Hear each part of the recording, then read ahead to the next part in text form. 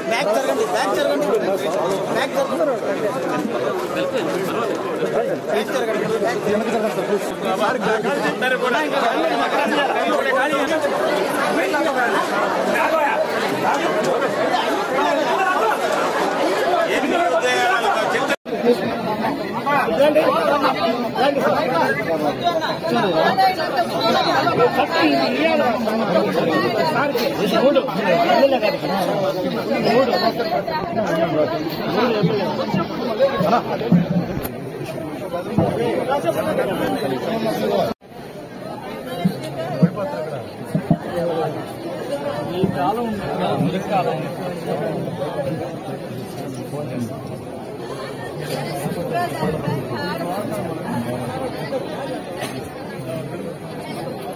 జోహార్ జోహార్ సోమిశెట్టి మధుసూదన్ రావు గారు, జోహార్ జోహార్ సోమిశెట్టి మధుసూదన్ రావు గారు.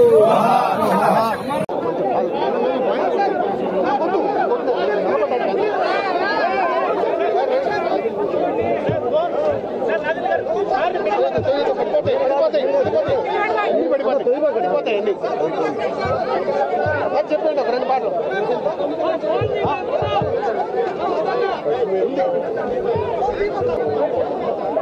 అక్కడ చూడడానికి వెళ్తే దాని ప్రకంపనలు దేశం నలుమూలలకి వెళ్ళడానికి ఈరోజు మధుసూదన్ గారి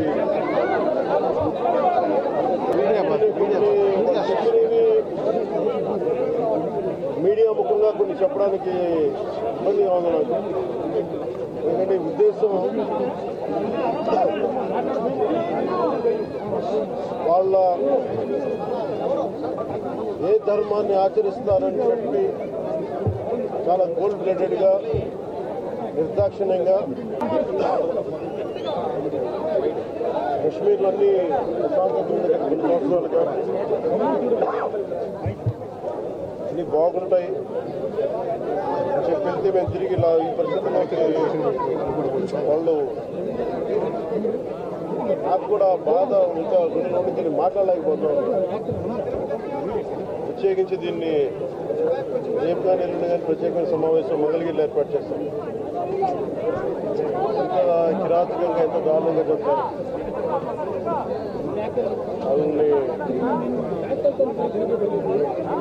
ఈ సమయంలో వాళ్ళు అడుగుతూ మేము ఆత్మగౌరవంలో సహా నిజంగా ఇక్కడ ఏదో ఒక ఎక్స్గ్రేషియా ప్రకటించడానికి లేదంటే దీనికో రాలేదు. నిజంగా ఉగ్రవాదుల దాడిలో ఇది రిపీటెడ్గా ఇక్కడ నేను 86 నుంచి 89 వరకు నేను కాశ్మీర్లో ప్రతి సమ్మర్లో ఒక్కొక్క పరిస్థితుల్లో కుటుంబాలు వెళ్ళేవాడిని, పనిచేసేవాడిని. సో నాకు పరిస్థితులు తెలిసినాయి. మళ్ళీ తిరిగి అలాంటి పరిస్థితులు పునరావృతమైనవి చాలా చాలా బాగా తెలుస్తున్నాం. కొన్ని అంశాలు ప్రత్యేకంగా తెలియజేశారు. వారి అమ్మాయి కానీ వారి అబ్బాయి కానీ వాళ్ళ పండగ శోభ చాలా చాలా వివరంగా తెలియజేశారు.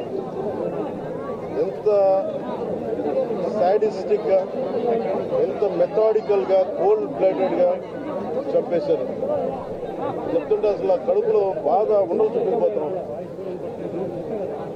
అందుకని ప్రత్యేకించి ఈ సందర్భంలో కాక సమయం అవుతోంది అన్నారు.